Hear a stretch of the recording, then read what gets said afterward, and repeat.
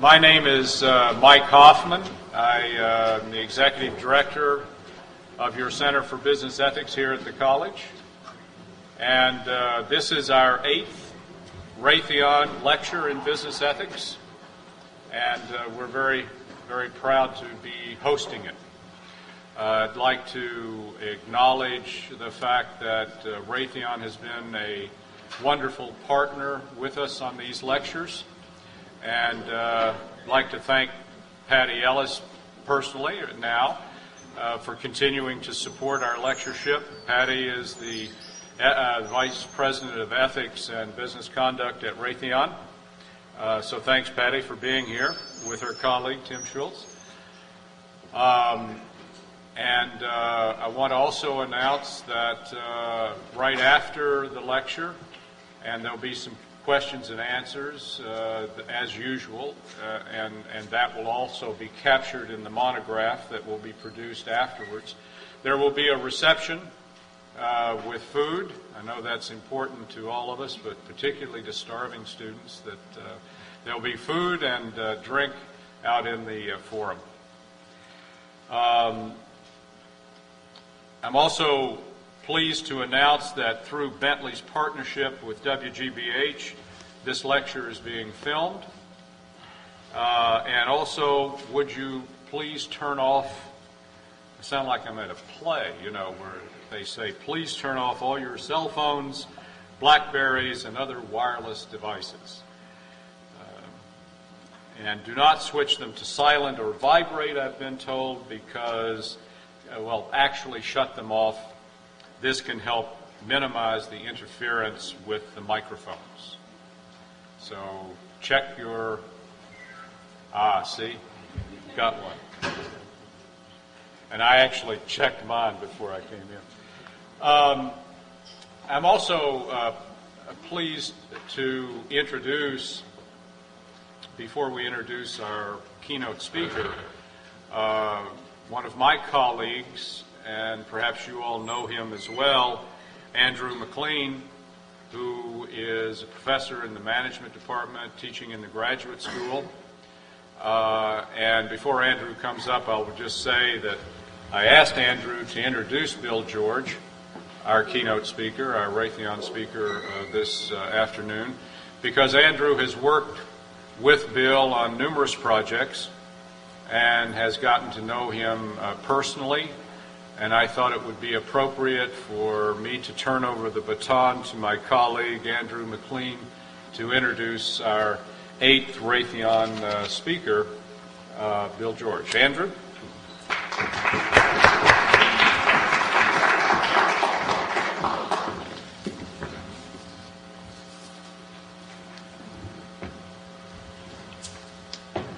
Bill George's career spans education, public service, business, and nonprofits.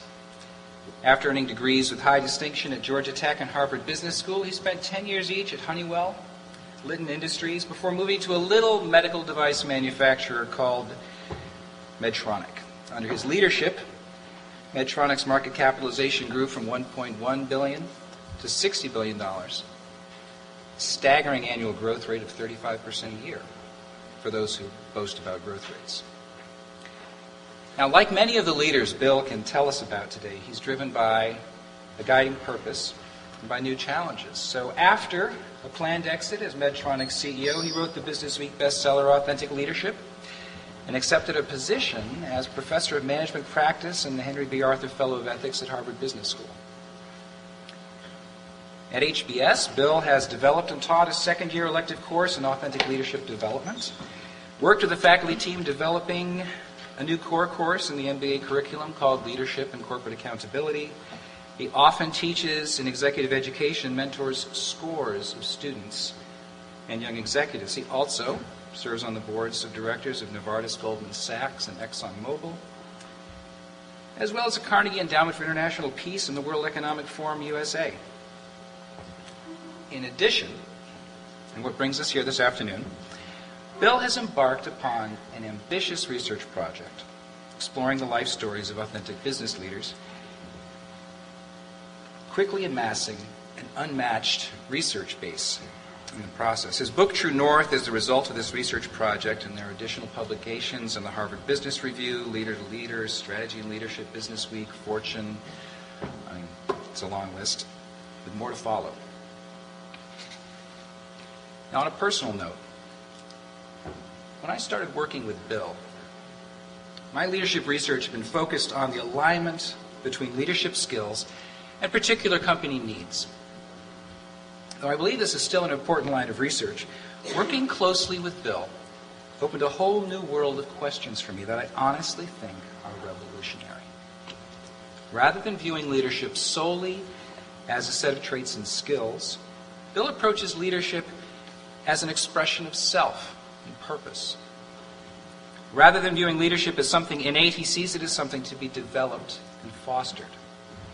The question then moves from who is a good leader to how are good leaders developed, and how can a leader work to develop him or herself.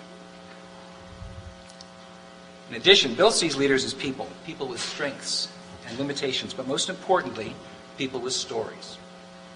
Their stories are the foundations of their abilities, values, purposes, and passions, and I would argue a leader guided by his or her core story, values, personal leadership style, and passions is going to be more inventive, inspirational, resilient, and ultimately more effective than leaders who let external factors guide them.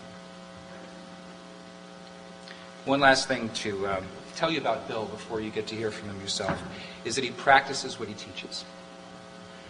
He's a man driven by purpose and by his own core values. He values teams and mentoring just as the very best leaders in his own study. And when he could have enjoyed the results of a very successful career in business, he instead mastered a new field as an author, professor, and researcher. And he's not done. So I'm very happy and honored to introduce to you a man who has had such a profound impact on the field of leadership studies as well as on individual leaders, just as he's had a profound effect on me. Please welcome Bill George. Thank you, Andrew. Thank you. Thanks. Great introduction. Thank you. Thank you, Andrew, for the very kind introduction. Andrew was our research director on our study of leaders and did an outstanding job, and I'm delighted that he's teaching here in your graduate school. And it's a particular privilege for me to be here today and deliver this Raytheon lecture in light of the fact that one of my mentors going back about 30 years ago, or one of my role models was 30 years ago, was Tom Phillips, the then head of Raytheon, who was such an ethical and values-driven leader. Someone I could certainly look up to and have looked up to over the years. You've also had a number of previous speakers that we've written about. In fact, in my new book, Ann Mulcahy is one of the leaders featured there. So I'd like to talk today about what is your true north and how do you discover your authentic leadership? In other words, how do you become a truly authentic leader who can be true to what you believe in throughout your life and be highly successful in the business world, the nonprofit world, or whatever area of leadership you choose to go into. And I hope at the end of this time we'll have time for some Q&A. Now, when I was elected CEO of Medtronic back in 1991, I told the board that I should serve no more than 10 years. I didn't have a contract, didn't want one, but I set that outside time limit, so even though they could fire me at any time, on my tenure because I felt like CEOs in those days were serving too long a time. Today is probably too short. And so then I was in my 50s when I concluded this time, and I said, what am I going to do now? I'm obviously not going to retire at this age. So I moved to Switzerland with my wife, Penny, and did a working sabbatical teaching in a business school called IMD, or IMD, and a Swiss Federal Polytechnic Institute, just to see if I liked teaching. And I found out I loved teaching, working with young people, kind of the cusp of their hopes and dreams. But I also started getting a lot of calls from the media, and I said, why are you calling me all the way here in Europe? And they were asking about why Enron and WorldCom and Tyco and all these companies were going down and their executives being let off to jail and handcuffs, what was going on, companies going bankrupt. So I asked them, why are you calling me? And they said, because none of the other CEOs have talked to us. And I did call a few CEOs. I said, why don't you talk to the media and say, that's not the way we do it at our company? And their response was, well, they may come after us next. Well, I'm not sure who the us was or who was going to come after them. But I felt like far too few leaders were willing to speak up and say, here's the way we ought to run a company. And that's why I wrote my first book, And then Dean Kim Clark at Harvard asked me to come to Harvard Business School, which is my alma mater, and teach. And I found my calling, if you will, for the next stage in my life to try to help have some modest influence on leaders of your generation all the way up through the new CEOs that have taken over our company since the fall of Enron. America today faces a leadership crisis that spans the fields of politics, government, business, nonprofits, religion, and even education. A lot of people say there are not as many good leaders today. We've certainly had a number of leaders who've been ethically challenged. And as a result, confidence of the general public in our leaders is at an all-time low. Recent Gallup poll figures show that only 22% of the public trust business leaders. It's much higher than that for military and for religious leaders. The only ones lower than business leaders are politicians, which probably doesn't surprise you. But I could say that that's not just a potential problem to have such a low trust. Less than 1 in 4 people trust a business leader. I find that shameful. But it also represents a formula for disaster. Because if you think about it, the whole idea of capitalism is based on trust. We give corporations enormous freedom with the trust that they will do several things for us. They'll put quality products that give us value. They'll provide us good jobs. They will provide investors a fair return. And overall, society will benefit from capitalism. Capitalism has become the most dominant economic model in the world today.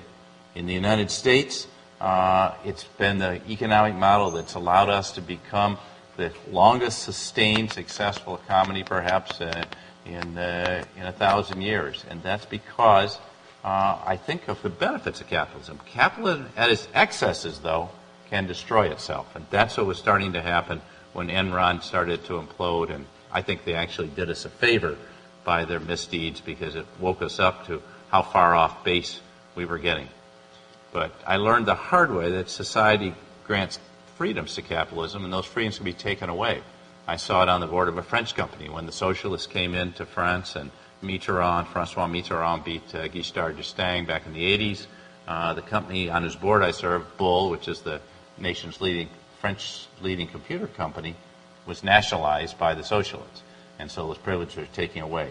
We had a lesser version of that in the United States when, in response to the Enron situation, Sarbanes-Oxley was passed in 31 days by the U.S. Congress. And actually, I think Sarbanes-Oxley did a lot of good, but it also went overboard in terms of the regulation. It's had a very negative impact on many of our smaller companies and IPOs, startup companies. Why is trust so important? Well, if you think about it, when you buy a car, a computer, a physician buys a Medtronic defibrillator, you don't know if that product works. You trust the manufacturer to produce a quality product. When you work for a company, you trust that the company will give you a good job, fair pay, health care benefits, and a pension. And if those things are taken away, particularly the pension, you're going to be very angry, and rightly so, and you're going to lose your trust in a corporation. By the same token, investors expect a fair return. I always consider it as a real compliment in the management of Medtronic when people invested in our company and took the stock price up and the market cap up. But if they didn't trust us, they sure wouldn't do that. And so when you have mutual funds, like Putnam here locally, they're skimming off the top of your mutual fund, how can you have that trust? And I think this is very important to society that we restore this trust. Otherwise, I think we'll see more taking away of the benefits of capitalism to avoid the excesses. Now, as Andrew mentioned, we went out and studied and interviewed 125 leaders. Some of my colleagues at Harvard said, why don't you find out what are the key traits, characteristics, and styles of great leaders? And this is the largest study that's ever been done of how leaders develop. They were a very diverse group of people. We had people from 23 to 93, at least 15 per decade, 15 in their 20s, 30s, 40s, up through 60s. And about 28% were women, 8% were American minorities, another 12% international citizens. Well, the interesting thing is that we found something that was very surprising to us. In the last 50 years, scholars, and don't consider myself a scholar, I'm kind of an interloper in the academic scene, really a warmed-over businessman, but scholars have conducted 1,400 studies looking for those key traits and characteristics of great leaders. and they never did find the definitive profile of what that leader is. And I think we know why now. It's because we are far too complex as leaders and as individuals to describe by a list of traits or characteristics. Each of us is an individual, and it's in our unique individuality that we become excellent leaders. It's in the passions of our life stories. It's in the experiences we have that enable us to become excellent leaders. Kevin Scheer, who's come to my classroom, he's the CEO of Amgen, the world's largest biotech company. Kevin worked for Jack Welch back in the mid-'80s, and he said in those days there were 1,000 people running around GE trying to emulate Jack Welch. And he said, Welch was challenging enough. We didn't need another 1,000 people trying to emulate Jack Welch. And he went on to say, you can't emulate another leader. You have to be who you are. Otherwise, you're going to come across as a persona and not be authentic. The reality is no one can be authentic by trying to be like someone else. And I certainly hope you don't try to be. You can have role models. You can learn from them. You can have mentors. But you can't try to emulate someone else and become a good leader. I think we understand, now, though, much more from what our leaders told us. We had 3,000 pages of transcripts. We looked through these, and I thought it was going to all be mush. But interestingly enough, when we got through it, what really stood out is the life stories of the leaders. And that's where they found their passion to lead. That's where they found their passion to make a difference. On Tuesday, if you read USA Today, there's a big story on Dick Kovacevich, the CEO of Wells Fargo. Maybe it was Monday. And Dick was one of the first people I interviewed. And I asked him, Dick, Wells Fargo has become the most successful commercial bank in the United States. For 20 years, you've been running it now. Very successful. What did you do? What enabled you to make this bank so successful? And he said, well, actually, let me go back to growing up in Western Washington in a small sawmill town where a lot of people were losing their jobs because the sawmill was closing down. No one had ever been to college, and my experience was totally different. I learned to lead not at Stanford Business School, where parenthetically he graduated at the top of his class. I learned to lead on the athletic field. And you learned as a quarterback that if you had a team of 11 quarterbacks, you'd get killed. You needed real diversity on the team. You needed great people at every position that were very different than I was. He said every day from ages 11 to 18, I played sports for 3 hours from 2:30 to 5:30. I'd run home, grab a sandwich, and then I went to work in the corner grocery store from 6 to 9 trying to earn money for college. And I worked in the grocery store in the summers. And that's where I learned about business. And I tried to build Wells Fargo into your local friendly bank, a thing of the past. Everyone else was computerizing the technology. Wells Fargo did that too. But I wanted to create that friendly bank where the teller not only offers you a mortgage on your home, but a college program a college savings program for your kids to go to college. So Dick's story really turned into how he became a leader, and the kind of team he tried to build at Wells Fargo replicated the kind of thing he was trying to do as quarterback of his football team, with getting people who were better than he was at every position, and he would be, again, the quarterback of the team.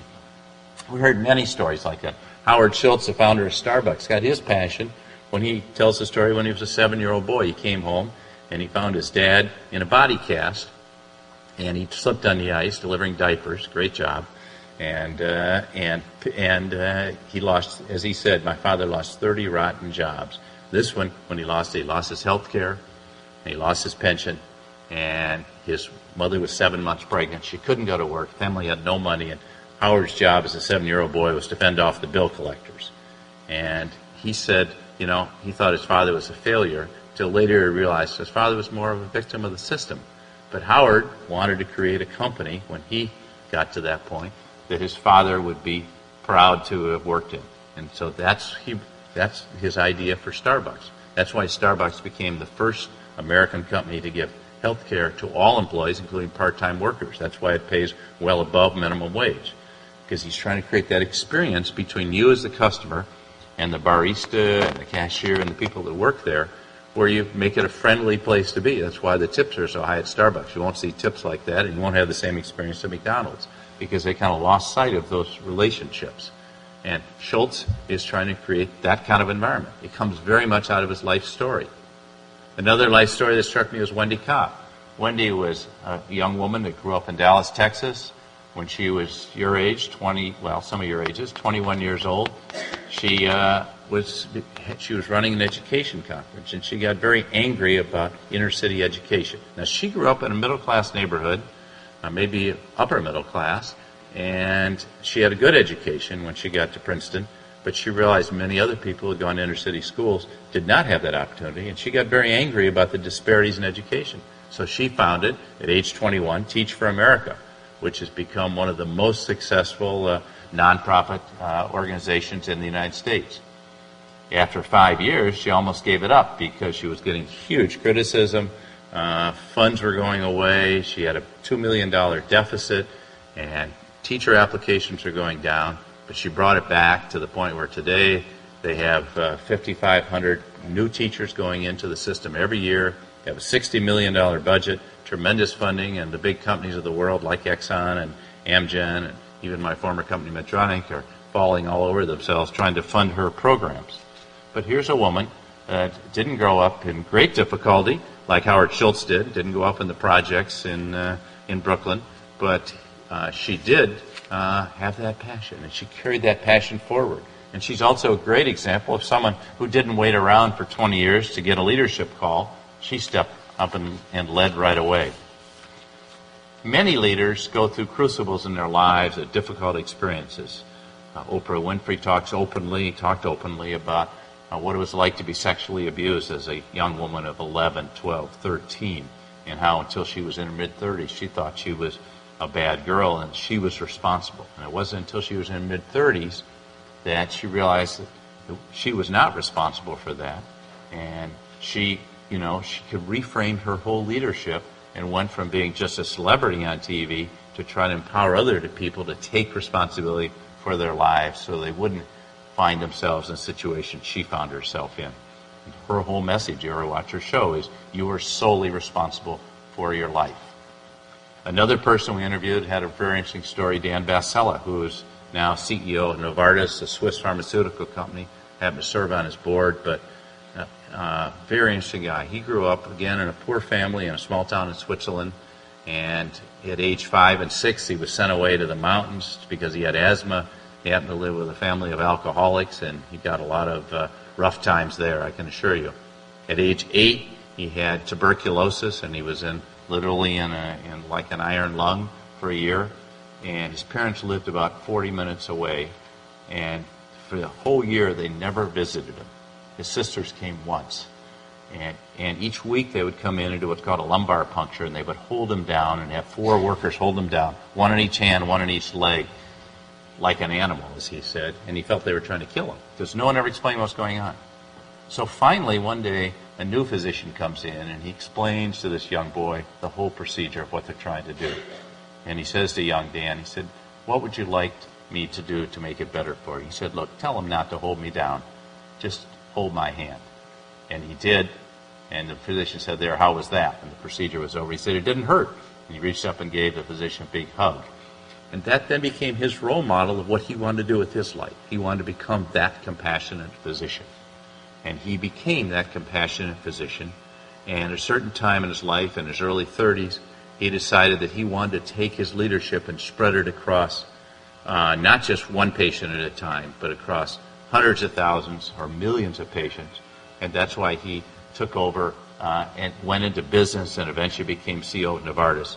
And he brought Ciba-Geigy and Sandoz, 2 great companies, together, and now has created a great company. But he's all in that role model of his life story, having that image of the compassionate physician. So as terrible as his life was, he had an image of something better and trying to make other people's life better by treating them with compassion. In my own personal case, I went through a series of crucibles that had a big impact on my life. My father always said, "Don't be like me, son." Well, when you're an only child, it's fairly hard to be the opposite of your father. You don't exactly know how to be. And my mother would tell me the same thing, because my father felt he had a lot of potential to be a leader, but never was. And so, but he was kind of putting it out there that he wanted me to be what he should have been, CEO of a big company. He even named the companies, like, it'd be nice if you could be CEO of IBM or Coca-Cola or Procter & Gamble. I wound up working summers for all of them, but that wasn't where I decided I wanted to wind up. But it was really interesting, the pressures I felt from that. So in high school and college, I thought I was a leader. I ran for office 7 times, and I lost 7 times in a row. So I guess the only one that thought I was a leader was yours truly. But some seniors in college pulled me aside and said, it's pretty obvious, Bill, why you're losing elections is because no one wants to follow you because you're into your own stuff, you're pushing your own agenda, and you're so ambitious that no one wants to work with you. And that was very easy to understand in my head. It was very hard to understand in my heart and change my behavior. It's a lot easier to understand something than it is to change your behavior, as I'm sure many of you know. But I did work at it, and I did take on many leadership roles after that and had many good opportunities to lead organizations while I was in college. Then I went off and coming out of business school and went to work.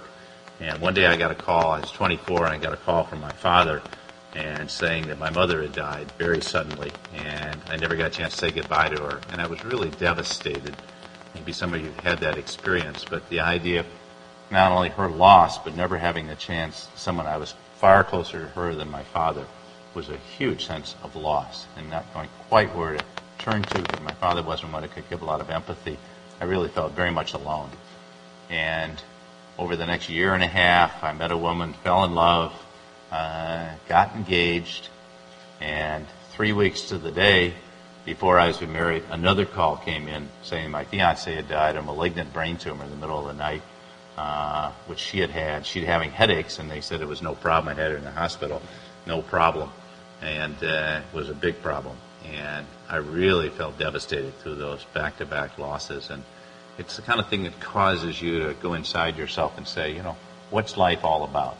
When somebody dies out of the natural order of things, it's very hard, I would say impossible to explain. If a grandparent dies, a parent dies, you can understand it somewhat more in the natural order of life. You miss them.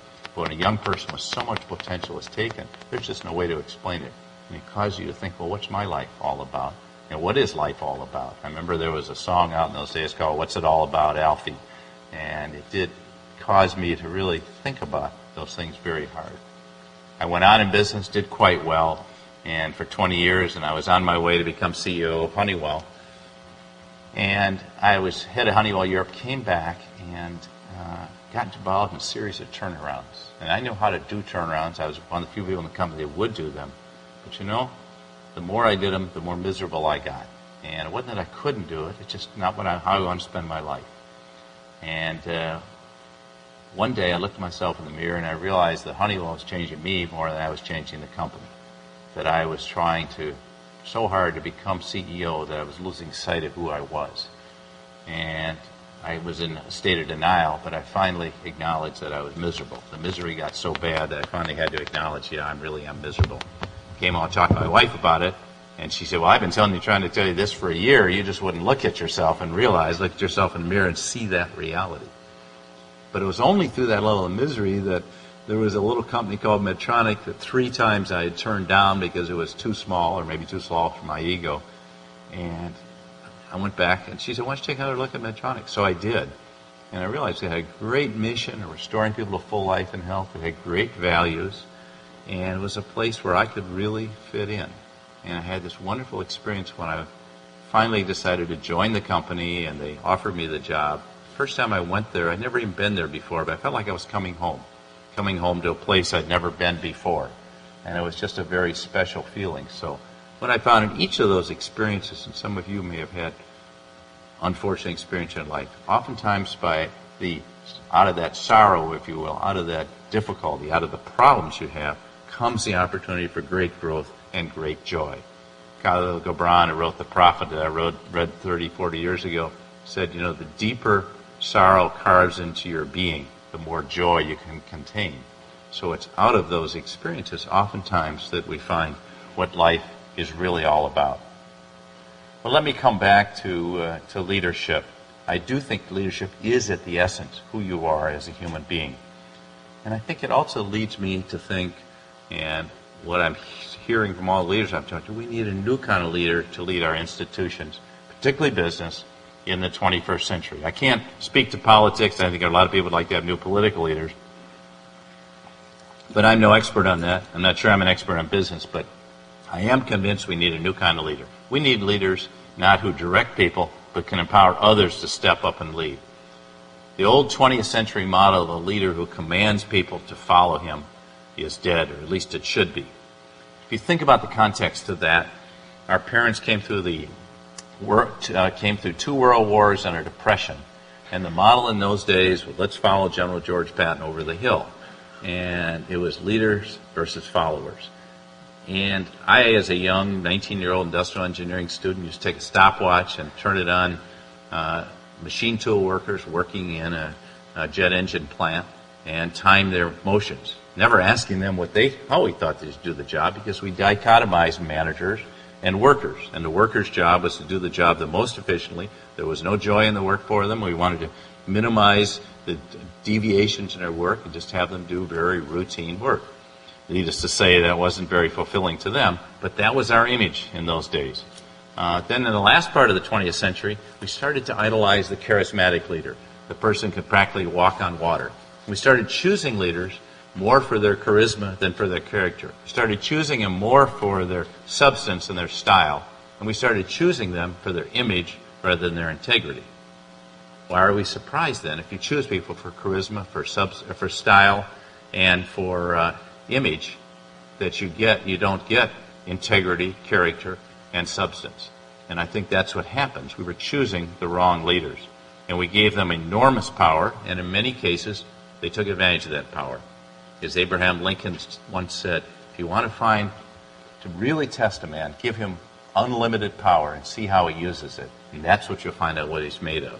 Well, many leaders in my generation abused their power, and that's why so many wound up either A, going to jail, which our system took care of pretty well. The Dennis Kozlowskis, the Jeff Skillings, Ken Lay was on his way before he passed away, Bernie Ebers. But I'm more concerned about the hundreds of business leaders who lost their way and got derailed, but along the way they destroyed their companies. They may have walked out with huge amounts of money in some termination settlement, but the company was on its way to destruction. And some of those great names of the past, like Sears Roebuck and former AT&T, don't exist anymore. General Motors seems to be going that way because of a lack of the right kind of leaders. I think the other reason, I think leadership must change in this century, and I think the reason it's changed is because the people in the organization has changed. People are no longer willing to wait in line for 10 to 20 years to get leadership opportunities. I hope you're not. They're looking for opportunities like Wendy Kopp to step up and lead right now. People in organizations, people doing the work, are looking for meaning and significance. They don't want to be like that machine tool worker. They want to have an opportunity to put the quality into that Medtronic heart valve. They want to have the opportunity to create a new computer or a new semiconductor or a new cell phone. They want to have the opportunity to create great service, whether they're at a Starbucks or at a Target store, where I was on the board for 12 years. And if we take that meaning and significance away from them, they won't be motivated to do the job. So we need leaders who can empower people to step up and lead. And I think this, to me, we need to define a different kind of leader. But the reality is, you, at your age, can step up and you can find out the kind of leader you are right now. You can step up and lead right now. You don't have to wait around for a tap on the shoulder for someone to say, you're a vice president now, you can actually lead. You're never too young to lead, nor are you ever too old. As author Stephen Covey has said, leadership is your choice, not your title. So think about that. Leadership is your choice, not your title. So I'd like to offer a new definition of the successful 21st century leaders. These are authentic leaders who bring people together around a common purpose and a set of values. In other words, they set the context. They create a common purpose and a set of values, and they empower other people to step up and lead.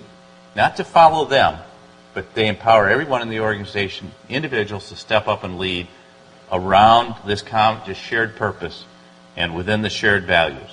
And the goal is not to maximize short-term shareholder value. The goal is to create value for customers.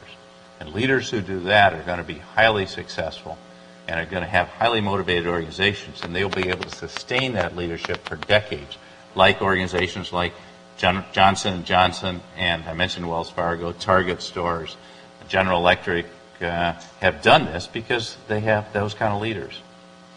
Well, you get the impression these days that most of our leaders are pretty greedy people. I'm actually very pleased to say that today the greedy leaders are more the exception. I think what we're seeing is a new generation of leaders, what I call the post-Enron CEOs. The people become CEOs since 2001. They're leading in a very different way. People like Jeff Immelt at GE, Sam Palmisano at IBM, Ann Mulcahy at Xerox, Andrea Jung at Avon Products, are leading in a very different way. They're very empowering leaders, and they realize they run huge organizations. It's not about them. It's about getting other people empowered to lead. In fact, I think you can almost divide leaders into two categories. This is oversimplified: takers and givers. And many of the people I'm being critical of were in it for themselves. How much money can I get out of it? Okay, so Home Depot goes down. How much money can I walk away with for myself? To heck with the company, I'll just leave. You know, the takers are in it for themselves to get as much out of it as they can. The givers are there to serve other people. And in the end, they're the real winners. They're the ones that wind up with the most. But they're the ones that come into the philosophy of their job. As a leader, you're chosen to serve other people. They're not there to serve you. And I think that's a very key distinction. Many of those have gone through difficult crucibles. I know Jeff Immelt, we teach a case on him at GE. He was failing at GE. And he had to go deep inside himself. And he said at that time, he said, you know, he was getting a lot of pressure from Jack Welch and other people. But he said, leadership is one of those long journeys into your own soul. At times like those, it's not like anyone else can show you how to do it. You have to figure it out for yourself. And he did, and he's become a highly outstanding leader. So from all these discussions we have with people, I've come to the conclusion that the real issue is, as a leader, can you stay true to what you believe in spite of all the pressures and seductions of the outside world? I would contend that you know what you believe in. You know what you value, what your most cherished values, what motivates you. If you think about it, if you give some time to think about it, you know what really matters to you. And that's your true north. That's your internal compass. And when you get pulled off of that, you know you're getting off course.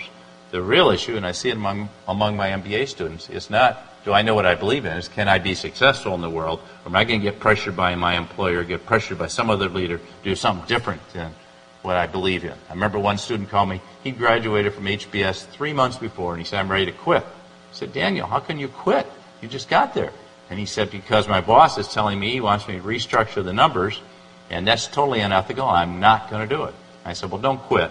Just go back to him and tell him what you're prepared to do, and tell him these are the way the numbers are, and this is the way it is. In other words, confront him. And he did, and he's still there, and he's doing well.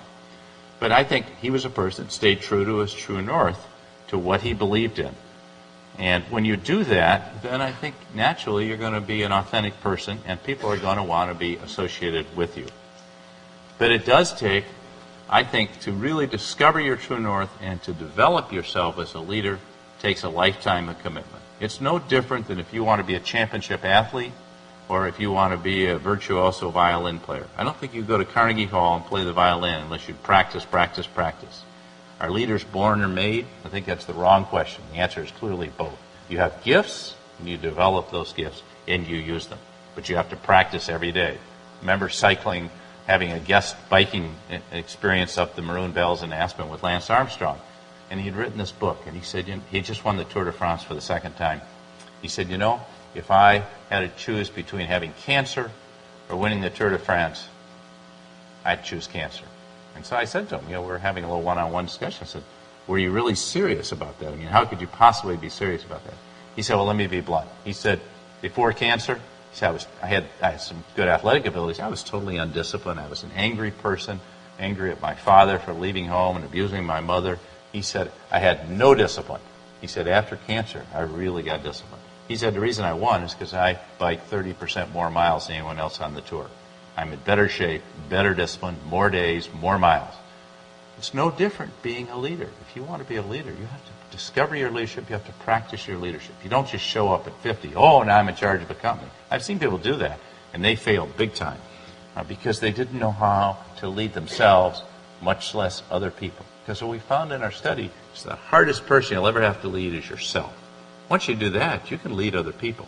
But it's really hard to lead yourself, to stay on course. I'm going to give you some examples of how people got off course. But when you're on course, you sense a coherence between what you believe and who you are and your life and your leadership. There was a famous psychologist, really the father of modern psychology, William James, who said, 100 years ago. He said, I've often thought that the way to understand a person's character is to find that time when he felt most intensely active and alive and could say, this is the real me. And I don't know if you've ever had that experience where you could say, this is the real me. This is when I really feel I'm in the zone, I'm in the flow. This is what I really like to do. I'm not fighting against the system like Bill George was at Honeywell. I'm in the zone. I felt that from the time I walked into Medtronic. I felt like I could be myself. I didn't have to be someone else who wore cufflinks because everyone else is wearing cufflinks. I could be who I was and be myself. If you can find that situation where you're in life, this is the real you, and you can be the real you, I think you'll find not only that you're a lot more fulfilled, not only that you're a lot happier, but that you're much more successful. So we learned that there really are 6 areas that you have to develop yourself, and I want to give you some examples of each of those 6. One is gaining self-awareness. Second is testing your values under pressure. The third is balancing your motivations, your extrinsic motivations with your intrinsic motivations. Fourth is building a support team. The fifth is integrating your life so you can have a quality home life as well as a work life. And then finally, understanding your passions that lead to the purpose of your leadership. So let me start with each of these 6. The first is self-awareness. You know, the Oracle of Delphi said, know thyself. Sounds so simple, 2 words, know thyself. It's one of the hardest things you'll ever have to do. I'm still learning myself. I'm still differentiating myself from my father's influence on me and understanding I'm a different person and that I have to own the negative characteristics. I can't blame them on my father. And I think it's one of the things we tend to do, and some of our therapists tend to guide us to do that. And I think that's wrong. I think we have to know who we are as individuals. One of the people in our study was a young guy named Doug Baker who, 35 years old, came back from Germany with this company, a little company called Ecolabs, now about a $6 billion company. Comes back from Germany. They acquire a company in North Carolina. They make him number 2 in the company, and he's on his way to be number 1 because the former owner is stepping aside. And so he decides to do 360 reviews. And he works with the Center for Creative Leadership. And he said, well, I've got to go first. So he goes through this thinking, hey, people love me. They think I'm doing a great job. He gets the feedback, devastating. You know, he said, it just said, this guy follows his own agenda. He's arrogant. He's conceited. He has no interest in us. He's just trying to get him ahead himself. And he said felt like he was having a flash in the mirror, where you look at that mirror and you see yourself at the ugliest. You know, I don't want to see that flash again. That's me at my ugliest. And he said he saw that. So he went off-site with a group of 8 other company heads. They compared their data, and then they shared with each other how they experienced him this week. And he thought everyone's going to say, hey, you're a great guy and your people were too hard on him. He said he got the exact same feedback from these other 8 business heads that met him 4 days before. So he then had to go back to his team and say, I need your help. Here's the feedback. I get it. I understand it. And he made a sincere effort to change his behavior. And as a result, 7 years later, he became CEO, and he now is a highly successful CEO for the last 2 years at Ecolabs and is building the company up. But I think if he hadn't had that searing experience of negative feedback, he wouldn't have really known himself. The hardest thing you have to do is to see yourself as others see you. You want to see yourself as you want to see it. You want to look in the mirror and say, boy, am I good looking. I'm really sharp. I really got my act together. But others may not experience you that way. You may not be experiencing me right now as I would like you to experience myself. Because people see you as you are. Well, the second area I want to talk about is practicing your values. I don't think anyone can stand up here and say, I have these great values. I can ask one of you to come up here and tell me your values. You'll never know what your values are until you're confronted to real values test under pressure. When things are going well, it's easy to have good values. It's when things don't go well and you have to make tough decisions, or you see something you've built up, like I had at Medtronic for 10 years, slipping away from me. That's the real test.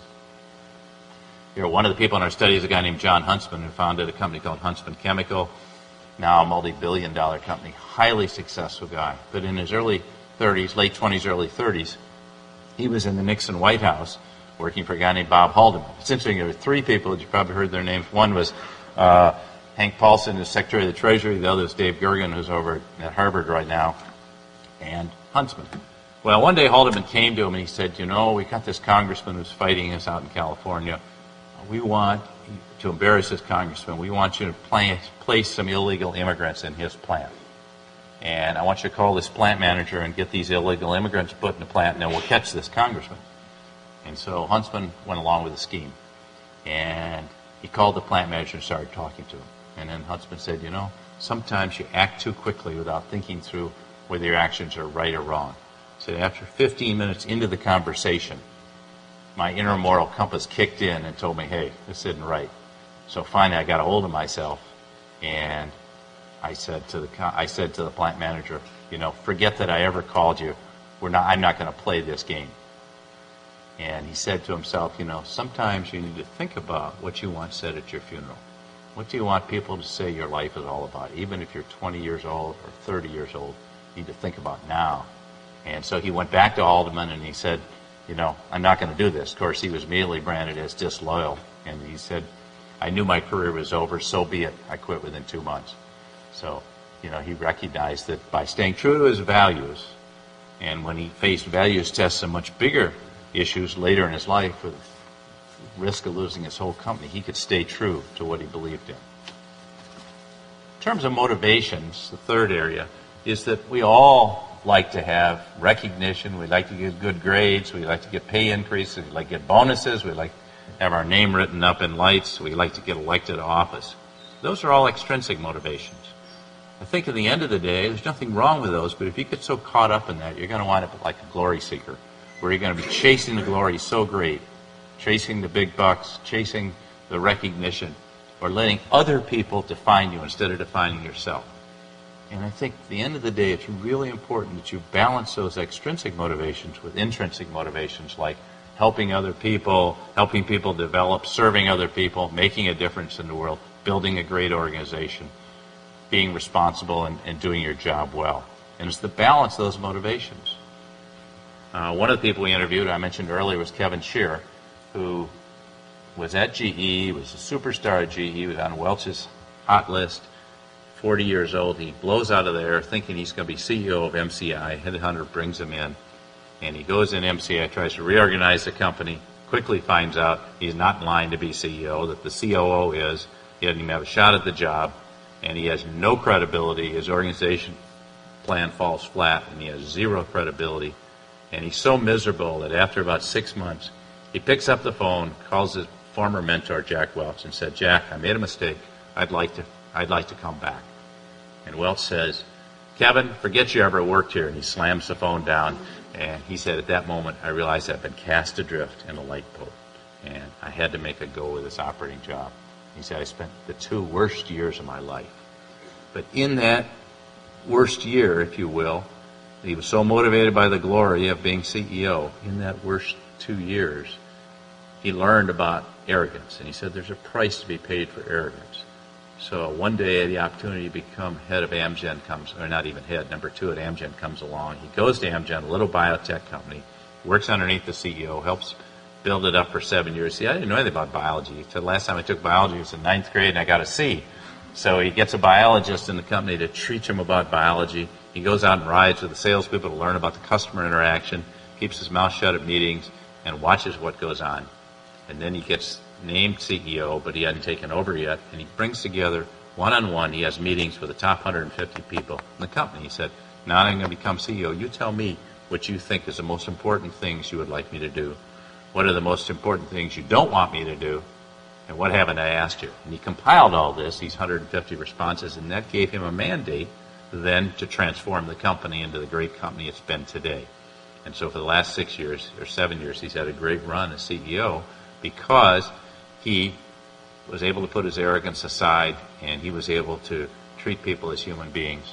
And he was also able to find in Amgen, a company who's had the intrinsic value of creating life-saving drugs that save people's lives. And I know my wife experienced some of their drugs when she had breast cancer, and it was very, very helpful to her. Fourth area I want to talk about is building a support team. And many of us don't think about this until it's too late. You need to start building a support team around you now. I think your support team starts with one person in your life with whom you can be totally honest and open. That isn't necessarily your parent. For me, it's my wife, Penny. Maybe it's your significant other. Maybe it's your best friend. Maybe it's your mentor. Maybe it's your therapist. But you need to have at least one person in your life with who you can be gut level, honest, and open, and can hold a mirror up to you, and as my wife does, and say, Bill, is this the way you really want to come across? Is this the way you want to be? Why are you behaving like that? It can pull you back to your true north. And I think that's so important. I'm also a great believer in having a support group. I have a men's group that I've been meeting with for 30 years every Wednesday morning. And these guys I can share anything with. I could share my denial and pain, or my wife had breast cancer. I could talk to them about the move from Honeywell to Medtronic. I could talk to them about what I was doing out here when my home was in Minneapolis, coming out here to teach. Talk to them about anything. And the same, they could talk to me. And having a group like that, just been together, that has shared life histories, is invaluable.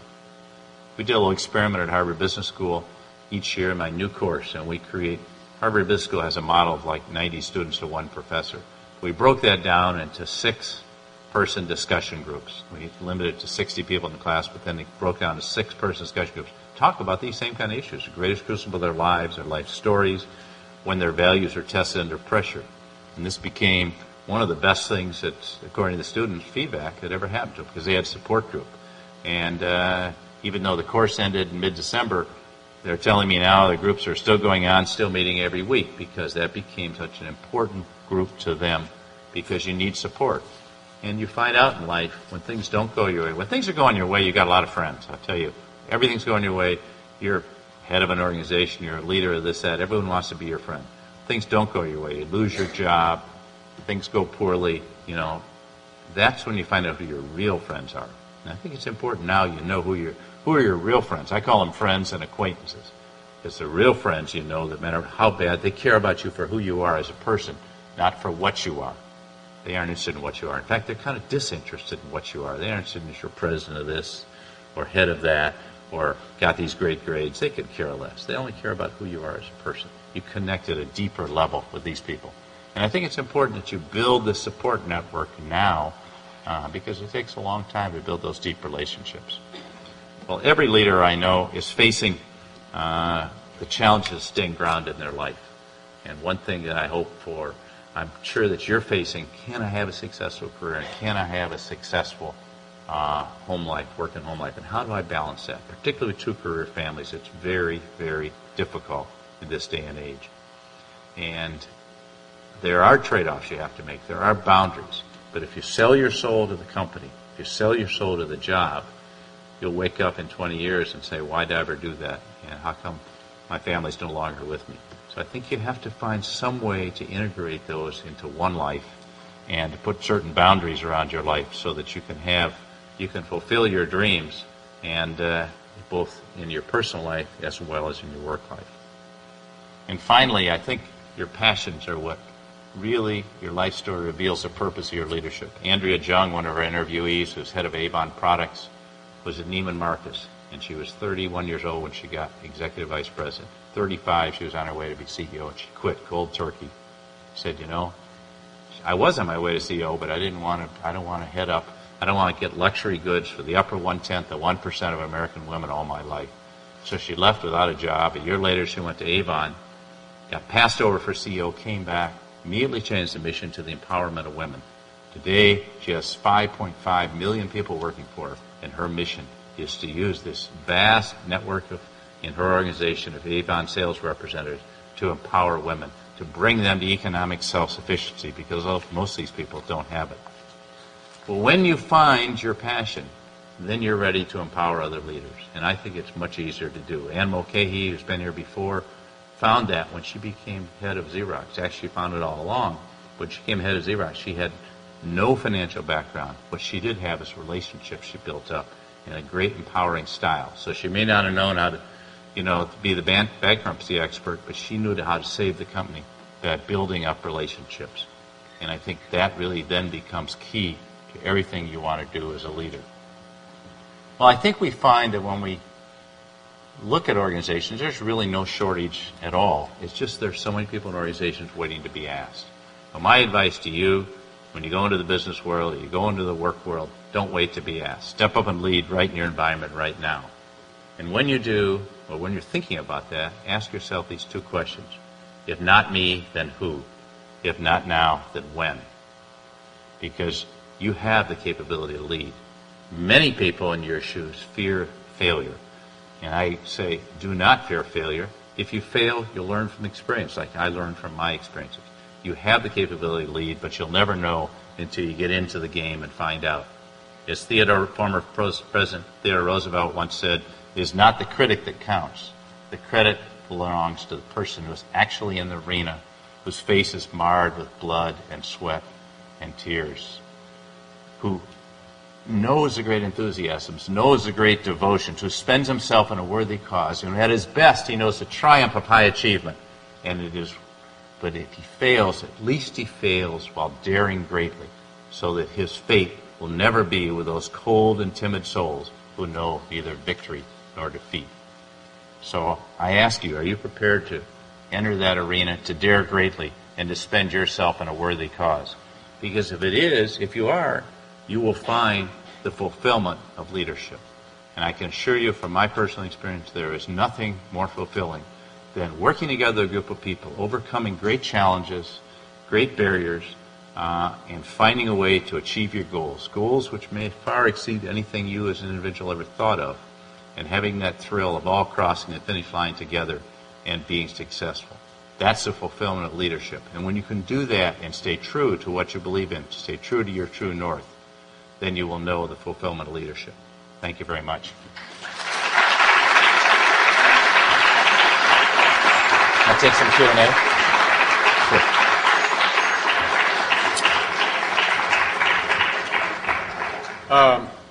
Bill said he would be glad to do some questions and answers. We have Amy and we have Jeff, who is going to pass around a microphone. So, Bill, I'll try to help field the questions for you. We need an icebreaker here. Yes, great. Thank you.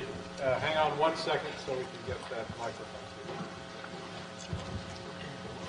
How do you feel we, as college students about to go into the business world, would best prepare to become moral leaders in the work? Well, I would say get engaged in leadership right here at Bentley. Don't wait. Take the opportunity. Because I had my best leadership experiences early on in college. Once I overcome losing all those elections, actually, learning how to lead. It was actually much better because it took me a little while to really get those opportunities in the business world. Because so many of the first business jobs, you're kind of like an individual contributor, an analyst, or something like that. And so take advantage of the opportunity here.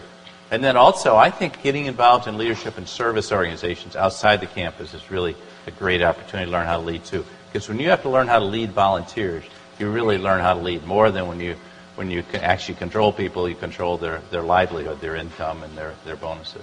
So I'd say step up and lead right now. And I think, do you have a follow-up? Like, what's the best thing to do on campus? That's what I kind of... What's the best thing to do on campus? Well, I don't know all your organizations, but I'd say any organization, whether it's from student government to a service organization to, I got some of my best leadership experience in my college fraternity, and that may surprise some of you, but that's where I have my very best experience in learning how to lead. And that's also because I was leading peers, I got the strongest feedback. A lot of that negative feedback I talked about came from my peers. And so if you can get engaged in organizations like that where you really get to know the people, it's the best leadership experience I ever had. In fact, I spent a long time looking for an organization that could replicate what I'd experienced in college. Thank you. Thanks. You said you had several people in your survey that were international. Could you comment on were there any differences on whether they're Asian or European or U.S., or is it basically doesn't matter what country? Well, I think there's significant cultural differences in leadership. One of the people is Narayana Murthy, the CEO of Infosys. It's one of the high-tech software companies come out of Bangalore. You could say they're doing outsourcing. Call it whatever you like. He founded this company, and he said he was going to create a different kind of company. He called it compassionate capitalism. In other words, he's going to have compassion for the people they serve and a real focus. I think it's not much different than what I'm advocating for this country. But I think in India and China, you see much more of that. In teaching Chinese executives, you see much more of that concern for other people. I think the closer you get to Wall Street, the more you think in terms of transactions and numbers and less of the humanity, the human side of it. And they aren't so taken with some of the theoretical economists who are promoting, just bottom line, short-term value. And the Europeans, I think, have a ways to go to pull out of more tradition-bound, more hidebound, hierarchical environment. It's harder for them, sometimes particularly in Germany, to open up to some of these ideas. I think you see in the smaller countries much more openness to the empowering style of leadership. And that's why oftentimes the executives from countries like Switzerland, like the Netherlands, Belgium, or the Scandinavian countries do much better than the big country leaders, who tend to be more hierarchical. They're trained in that way, Italians, French. I'm not taking any national impunity here, but I think that. Now the Americans, and the great benefit you all have is the opportunity to be truly innovative. And that's why Silicon Valley has done so unbelievably well. That's why Route 128 out here did so well, because there's so many opportunities to be innovative. And I think the freedom of the American system is one that a lot of other people around the world are trying to emulate right now. But don't underestimate their ability to emulate it. You know, they may do very, very well.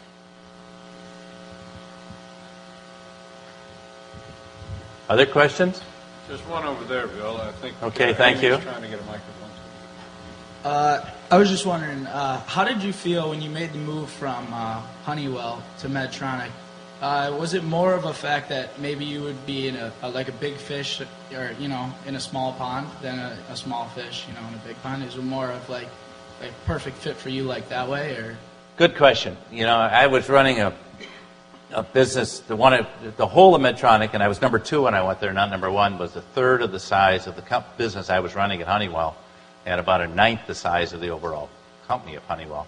So yeah, I felt like I was going to a much smaller company, didn't have any of the traditions, and we had to create a lot of those processes, procedures, and frankly, improve the leadership. But the thing it wasn't hidebound with a lot of tradition and bureaucracy. And I'm just someone who doesn't deal well with a lot of bureaucracy. I'm too impatient. My weakness is I just don't want to play the game.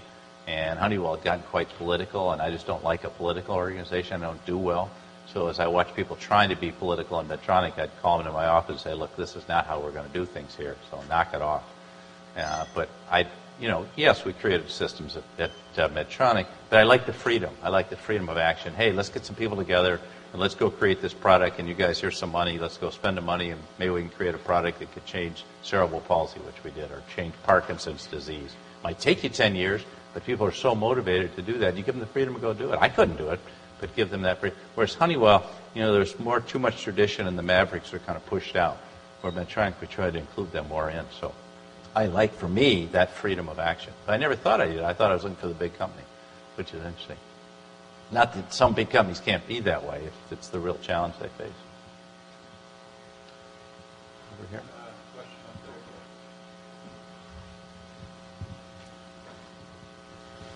Currently, here in the United States, who do you think are some of the best, maybe top 1 or 2 leaders that maybe we all know, maybe we don't? And on the flip side of that, who do you think maybe are some of the worst, and why would you? Business leaders? Yeah, business leaders. Well, I mentioned many of the ones I think are the best. People like Ann Mulcahy and Andrea Jung and Jeff Immelt, Sam Palmisano at IBM, I think is terrific. But there are a lot of smaller company leaders that are just fantastic, too. This guy, Doug Baker, I mentioned. There's a woman named Marilyn Nelson who runs the Carlson Companies, who's an awesome leader. And there are a lot of Silicon Valley leaders we interviewed. A guy named John Donohue, who was number 2 to Meg Whitman out at eBay, who's written up in Fortune and most admired companies a couple weeks ago. Fantastic leader. And I think we're seeing more of these people coming out in their 40s, sometimes in their 30s, perhaps even younger, but getting the opportunities to lead and really doing it. And that's just an authentic way, but a very dynamic way that people really want to be associated with them. And on the worst side, I think it's some of these people that are really in it for themselves. If you take an organization like Home Depot, you have to ask yourself, one of the things Home Depot prided itself on, I was on board at Target, so it was a semi-competing organization. Home Depot always prided himself on having these former carpenters, electricians, plumbers, people that come into your home and lay out an addition to your kitchen, a new study, a new workroom, for the do-it-yourself market. And to get the earnings up, the new CEO, Bob Nardelli, pulled all that out. He doubled the earnings, but meanwhile he was destroying the value because Lowe's came in right behind them and just took their market share. And so while he was increasing the earnings and getting huge bonuses from the company, tens of millions of dollars a year, he was destroying the very essence of what it was. Like Target, you may know, is a fashion-forward organization. Well, somebody came in there and said, we're not going to do that anymore. We're just going to go back to, mundane clothes. Everything can be very mundane. We're taking all that fun and creativity and destroy the place. And that's what was happening. And so the real story about Nardelli was that he didn't have to leave because of the money, which is one of the reasons that was the headline. But the real underlying story was that he was actually destroying the value of the place. But then, as a kiss, as we say, he got a kiss to leave at $210 million because he'd signed this long-term employment agreement. So I'm very cynical, even to the point of being quite angry about people getting paid to fail. It's one thing if they make a lot of money for succeeding. That's the American way. Howard Schultz makes a lot of money. God bless him.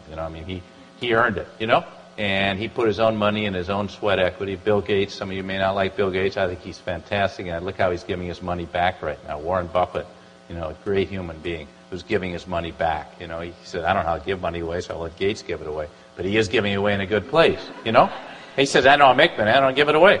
But that's great. And so these are the kind of people that I hold up as role models for all of us, as people that are really in it to give back. But the idea that we pay people these outrageous sums of money to fail, they should walk away with nothing, They really should, because they should be, the CEOs should be the most at risk. Why should we put the first-line workers the ones at risk? They're the ones who lose their jobs, And if the CEOs walk away with these contracts for failing, I think it's wrong. First of all, I don't think CEOs should ever get contracts. We should be at risk. Why not? We have the most control, the most freedom, and the opportunity to make the most. So why shouldn't you? You've got to work both ways. And it can't be one way. And I tell you, if we don't correct this problem that we're alluding to here, what we're going to have is we're going to have laws passed that restrict what people can make. And I don't think that's right either. Sorry about the little mini lecture there. You have to forgive me. I'll give you some more names privately if you want them. How do you measure the success of a leader while the leader is in the making? Clearly, meeting the analyst estimates or increasing the market cap are not a good guide. So how do you know that the person is indeed on his way, or how I great bet I is could the sit leader? with most people in this room for half an hour and tell you a pretty good idea whether they're going to be leaders. You see that they have that spark, do they have that passion, are they real, or are they still working? Now, some of you may be working issues through, and you don't come across that way, and you may emerge a great leader in 5 or 10 years because you kind of work through some very difficult issues. Maybe you're angry about feeling like you had certain circumstance your life visited on you, and I've had students like that too. I think you measure them on how the people in the organization feel. We got the most incredible employee survey back at Goldman Sachs yesterday, and you wouldn't believe the loyalty level, the commitment level. That's a sign of good leadership. If people really feel that sense of, hey, I can make a difference in this place. That's an organization of empowered people. That's what you want to have. And so I test how the subordinates feel. I used to get trapped by people that are very impressive, make a great presentation, they look good, they look sharp, they always have the right answer, they're really quick. And sometimes you promote them, and you find out, why'd you promote that guy? He's terrible. And so I learned never promote anyone until you talk to their subordinates. And find out what the subordinates think. Find people working for them. They'll tell you. They'll tell you what they're like. You got to do it privately. I couldn't, as CEO, go run around and do this, but I had human resources do it, or do a 360 feedback like Doug Baker got. That's when you find out whether you're a good leader or not. And I think people know. In organizations, they know. There's always an informal organization. They know what's going on. And the formal organization sometimes promotes the wrong people for the wrong reasons. Because they put short-term numbers on the bottom line, but they may be destroying organizations while they're doing it.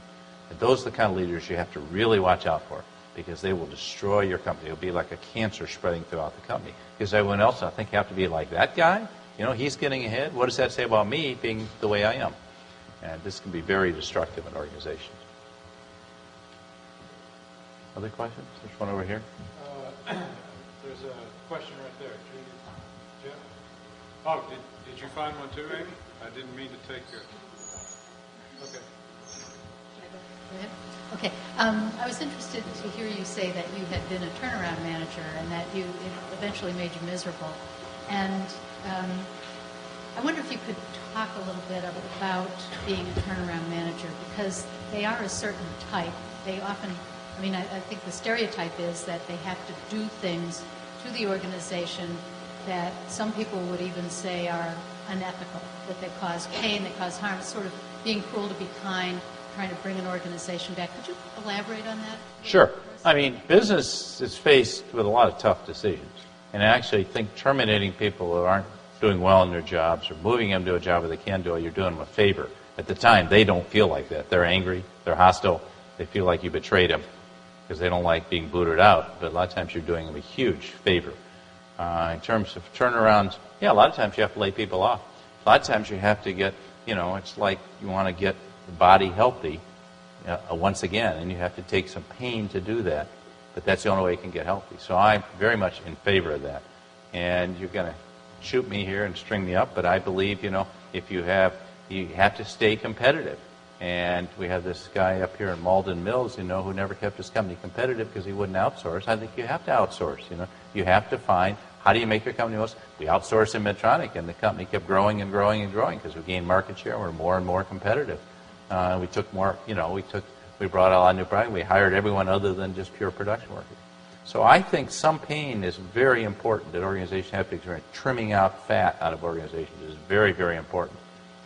I don't like just being a turnaround specialist that goes from one to the next to the next. I see myself as a builder. There are people who do that and are very good at it. That's not where I want to spend my life, and that was why I was facing it. I was becoming known as that, and that's the last thing I wanted to be seen as, because that's not how I see myself. But I also think as you're growing, sometimes you have to take a step back and lose a little weight, trim up a little bit.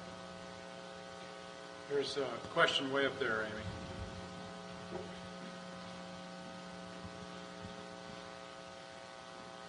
Sorry, we just got a little lights here. So you've said a lot about how, as an individual, you have to find and know your true north, and as a leader, help others to find and know theirs. Mm-hmm. How do you go beyond that as a leader to help organizations to find their true north? Because I'm thinking in terms of the focus that there's been in the last few years on corporate culture and how that, besides individual character flaws, has been responsible for some of the trouble we've seen. Yeah, well, the individual character flaws for sure, but let's talk about it. You also started out by asking about the organization cultural flaws. I think you need to gain alignment around the purpose of the organization, whether it's Johnson & Johnson Credo or the Medtronic mission or Starbucks, around creating a great place to be, or Target having fashion-forward merchandise and great values. You need to create alignment around a sense of purpose for people. People need to know that's the purpose of the organization. Let's come together around that. And people need to be clear about what the values are. If we're not going to pay bribes, that means we don't pay bribes. It doesn't mean we do it to get a big contract in Saudi Arabia. We just don't do it. That's the way we behave. And I think you need to get that alignment, and that's the way you build a healthy organization, to which you can get that level of commitment to the organization, get that pride in the organization, that sense of building the organization's reputation, and get everyone moving together in the same direction. Then they can have the freedom then to go out and take the creative actions, know they won't get fired because they had a little failure, and take the actions to build a great organization. But I think it's only in that alignment that you have to do to get there, that then you empower people within that. It's not just anarchy where everyone's going off in different directions. It's they're brought together around that common vision and common set of values. I'm not getting paid to advertise this, but nor am I. But Bill's book, True North, is outside for anyone who would like to buy it. I have not yet read it myself, but I look forward to it, and I hope you join me in giving him. I'll even autograph some copies for him. Okay, and he'll autograph some copies. Please join me in thanking Bill for being here.